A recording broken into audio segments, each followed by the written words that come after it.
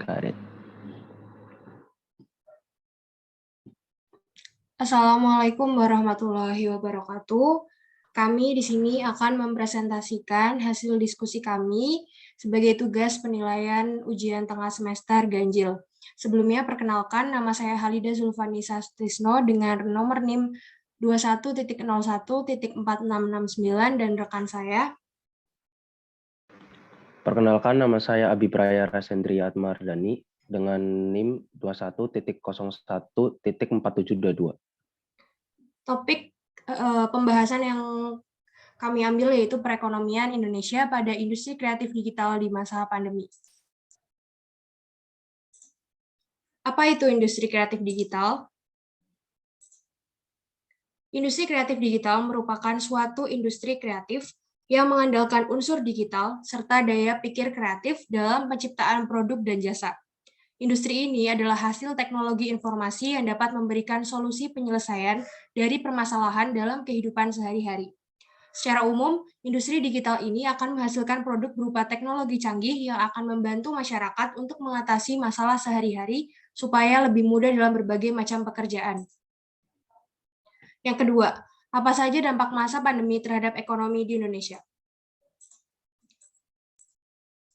Yang pertama, yang sangat terasa adalah melemahnya konsumsi rumah tangga atau melemahnya daya beli masyarakat secara luas. Yang kedua, menurunnya angka investasi di berbagai sektor usaha dan ketidakpastian akibat pandemi mengakibatkan banyak masyarakat ragu untuk memulai investasi. Pengusaha pun demikian. Ada keraguan apakah investasi yang dilakukan sesuai dengan kondisi dan kebutuhan masyarakat. Yang ketiga, pelemahan ekonomi daerah dan nasional. Penurunan penerimaan pajak, perlambatan pertumbuhan ekonomi menjadi tantangan bagi pemerintah daerah dan nasional di kala pandemi. Yang keempat, pergeseran pola bisnis dan penerapan bisnis model yang tidak biasa. Pembatasan akses mobilitas masyarakat untuk bertemu dalam berbagai kegiatan, termasuk di dalamnya kegiatan bisnis atau ekonomi, mengakibatkan tumbuhnya pergeseran bisnis model yang ada saat ini. Yang ketiga, apa saja produk industri kreatif digital yang sedang berkembang di Indonesia saat ini? Yang pertama, film. Dunia perfilman merupakan jenis produk dari industri kreatif digital. Dilihat dari semakin banyaknya pengguna media sosial, film dapat dipromosikan dengan mudah. Pada saat ini pun, penayangan film tidak harus di bioskop, namun bisa menggunakan platform khusus streaming yang berbayar seperti Netflix, Viu, dan Disney Hotstar. Selain itu, dengan mewabahnya tren YouTube, banyak dari pengguna yang menciptakan kreativitas dalam pembuatan video. Hal ini dapat dimanfaatkan oleh manusia-manusia kreatif untuk dijadikan lapangan pendapatan. Semakin banyak views, like, dan juga subscriber, semakin besar pula pendapatan yang diperoleh. Yang kedua, game. Industri kreatif game ini berkaitan dengan kreasi, produksi, dan distribusi permainan komputer dan video yang bersifat hiburan dan edukasi. Kini, perkembangan industri game di tanah air berkembang pesat, sejalan dengan penggunaan smartphone. Salah satu game yang banyak dimainkan dan mampu memberikan pendapatan adalah Mobile Legends dan PUBG.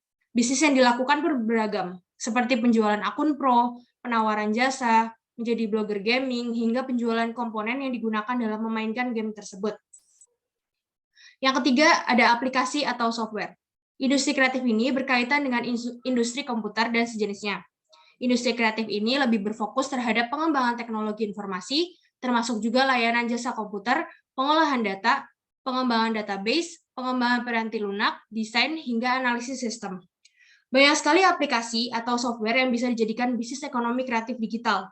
Dalam bidang penjualan terdapat e-commerce seperti Shopee, Tokopedia, Lazada, dan lain-lain. Kesuksesan aplikasi-aplikasi tersebut memberikan kita kemudahan berbelanja lewat aplikasi tanpa harus mendatangi toko secara langsung. Contoh lain di bidang jasa seperti Gojek, Grab, Uber, dan penyedia jasa lainnya. Dalam bidang ini, pemilik berhasil mendapatkan penghasilan yang fantastis karena penyedia jasa ini sangat banyak digunakan masyarakat. Selanjutnya, musik. Industri musik merupakan salah satu jenis industri kreatif digital yang mengalami pertumbuhan pesat. Industri kreatif ini berkaitan dengan kreasi, pertunjukan atau konser, produksi, distribusi, hingga rekaman. Industri kreatif ini hanya untuk hiburan, namun juga memiliki nilai ekonomi yang menggiurkan. Contoh produk yang sudah sukses berkembang adalah Spotify. Spotify adalah salah satu layanan streaming musik yang paling populer saat ini. Layanan streaming musiknya pun kompatibel untuk berbagai perangkat, baik melalui ponsel maupun melalui komputer atau PC. Lagu-lagu yang tersedia juga sangat lengkap. Lalu ada contoh lain, yaitu penayangan konser melalui layanan aplikasi komunikasi, menggunakan video, dan dapat digunakan dalam berbagai perangkat baik seluler maupun desktop seperti Zoom, Google Meet, dan lain-lain. Yang terakhir adalah iklan. Industri kreatif periklanan. Ini berkaitan dengan bidang jasa periklanan atau biasa juga komunikasi satu arah dengan medium tertentu. Industri kreatif periklanan meliputi pembuatan ide, kreasi, distribusi, hingga iklan yang dihasilkan. Sebagai contoh, FPG Indonesia, yang berlatar belakang perusahaan periklanan siap menjadi network hub perusahaan kreatif pertama di Indonesia. Menangkap peluang di era kreatif dan teknologi 4.0, FPG Indonesia siap menjadi network hub pertama di Indonesia bidang komunikasi dan marketing. Selain sebagai strategic communication consultant, layanan kami termasuk kreatif dan media implementation, ujar Wahab Ahwan, Managing Director FPG Indonesia.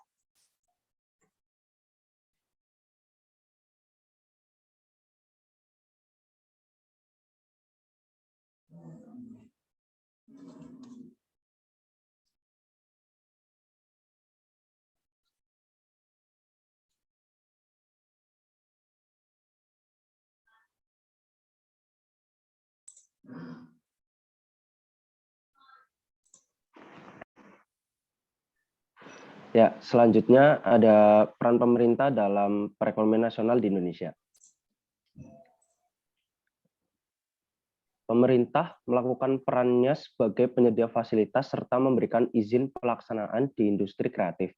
Sesuai perannya dalam triple helix, pemerintah sebagai katalisator, regulator, konsumen, investor, entrepreneur, dan urban planner. Sebagai katalisator, pemerintah dapat memberi rangsangan dengan mengadakan kompetisi pencarian solusi terhadap suatu masalah. Sebagai regulator, pemerintah menciptakan undang-undang hak cipta atau tata aturan dalam menjalankan sebuah bisnis. Sebagai investor, pemerintah mampu mengelola tata sumber daya yang akan dikembangkan. Sebagai urban planner, pemerintah dapat menciptakan suatu kawasan industri kreatif di mana akan menarik minat dari para kreator atau bahkan klien untuk membentuk creative city. Lalu selanjutnya ada mekanisme pengelolaan industri kreatif di beberapa negara di dunia. Yang pertama, Thailand. Salah satu contoh industri kreatif dikelola lewat sebuah badan khusus adalah Thailand dengan Thailand Creative and Design Center atau TCDC, yang merupakan lembaga yang dibentuk pemerintah Thailand terkait dengan industri kreatif dengan fokus pada desain. Thailand menjadi contoh yang menarik sebagai benchmark bukan hanya karena lokasinya yang berada di ASEAN, tetapi karena dari beberapa aspek daya saing, perbedaan peringkat Indonesia dengan Thailand tidak terlalu jauh, namun cukup memberikan inspirasi untuk mengejar ketertinggalan. Di negara Thailand ini terdapat 4 lembaga yang terkait dengan pengelolaan mekanisme industri kreatif, yaitu yang pertama ada Departemen Luar Negeri terkait dengan isu penyebaran informasi tentang industri kreatif dan desain di Thailand ke mancanegara. Lalu yang kedua ada Departemen Perindustrian terkait dengan fungsi pengembangan industri kreatif dan desain. Lalu ada Departemen Perdagangan terkait dengan fungsi pengembangan ekspor. Lalu yang terakhir ada Bank untuk UMKM. Selanjutnya ada negara Malaysia.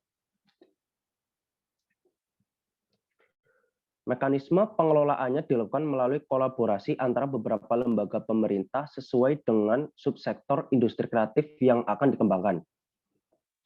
Negara Malaysia juga memberikan perhatian besar pada UMKM, yakni mendapat porsi dengan pembentukan The National SME Development Council, yang langsung diketuai Perdana Menteri Malaysia. Pada negara Malaysia ini terdapat 3 lembaga yang terkait dengan mekanisme perekonomian industri kreatif di negaranya, yaitu yang pertama ada Ministry of Art, Culture and Heritage, lalu yang kedua ada Ministry of Entrepreneur and Corporation, lalu yang ketiga ada MDIC atau Malaysia Design and Innovation Center. Selanjutnya yaitu negara Singapura. Nah, pada negara Singapura ini mekanisme pengelolaannya melalui koordinasi tunggal oleh kementerian yang sudah ada, yaitu Ministry of Information, Communication, and the Art atau MICA. Koordinasi antar departemen dilakukan oleh instansi-instansi di dalam MICA. Berikut ada 2 lembaga yang terkait dengan perekonomian industri kreatif di negara Singapura.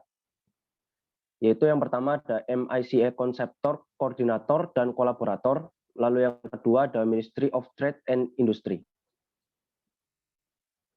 Selanjutnya ada Negara Republik Rakyat Tiongkok. Di Negara Republik Rakyat Tiongkok ini mekanisme pengelolaannya dilakukan melalui kolaborasi antar departemen yang terkait dengan masing-masing subsektor industri kreatif dengan pemerintah daerah. Departemen-departemen pusat bertanggung jawab membuat dan menyesuaikan kebijakan subsektoral industri kreatif yang terkait untuk mendukung pemerintah daerah. Pemerintah daerah bertanggung jawab mengimplementasi pengembangan klaster subsektor industri kreatif. Terdapat 6 lembaga yang berkaitan dengan pengelolaan industri kreatif di negara Republik Rakyat Tiongkok.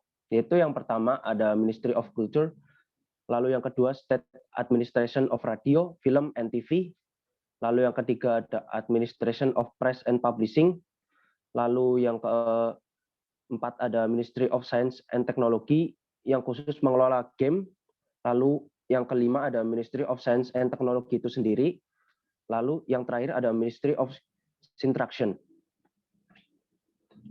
Next ada negara Taiwan. Mekanisme pengelolaannya melalui koordinasi tunggal oleh Kementerian Bidang Ekonomi. Koordinator memimpin kolaborasi 4 kementerian berkaitan dengan perencanaan dan implementasi pengembangan industri kreatif. Dalam negara Taiwan ini ada 4 lembaga yang terkait dengan mekanisme pengelolaan industri kreatif di negaranya, yaitu ada Menteri Bidang Ekonomi, Menteri Pendidikan, Kantor Informasi Pemerintah, lalu Dewan Kebudayaan. Next ada New Zealand. Pada negara New Zealand ini mekanisme pengelolaan melalui koordinasi tunggal oleh lembaga pembentukan baru, yaitu New Zealand Trade and Enterprise atau NZTE. NZTE ini adalah Government National Economic Development Agency yang mengkoordinasikan Kementerian Industri Kreatif melalui pembentukan Task Force atau Pokja-Pokja. Di negara New Zealand ini hanya terdapat 1 lembaga yang berkaitan dengan perekonomian industri kreatif, yaitu New Zealand Trade and Enterprise. Yang terakhir yaitu ada United Kingdom. Di negara United Kingdom ini, mekanisme pengelolaan industri kreatif dilakukan dengan koordinasi tunggal oleh Departemen Kultur, Media, and Sport atau DCMS. DCMS mengkoordinasikan pemerintah dalam mengembangkan industri arsitektur, the arts and antique market, craft, designer fashion, film and video, music, performing arts, television, and radio. DCMS bersama-sama dengan Departemen for Business, Enterprise and Regulatory Reform atau BERR mengembangkan industri advertising, komputer, video game, design, and publishing. BERR ini merupakan lembaga pemerintah yang bertanggung jawab atas beberapa perangkat lunak. Terdapat 4 lembaga yang berkaitan dengan pengelolaan perekonomian industri kreatif di negara United Kingdom. Yaitu yang pertama ada Departemen Kultur, Media, and Sport atau DCMS. Lalu ada Departemen for Business, Enterprise and Regulatory Reform atau BERR. Lalu yang ketiga ada Design Council. Lalu yang terakhir ada National Endowment for Science, Technology, and the Arts. Mungkin sekian yang dapat kami sampaikan. Kurang lebihnya kami mohon maaf. Sekian. Wassalamualaikum warahmatullahi wabarakatuh.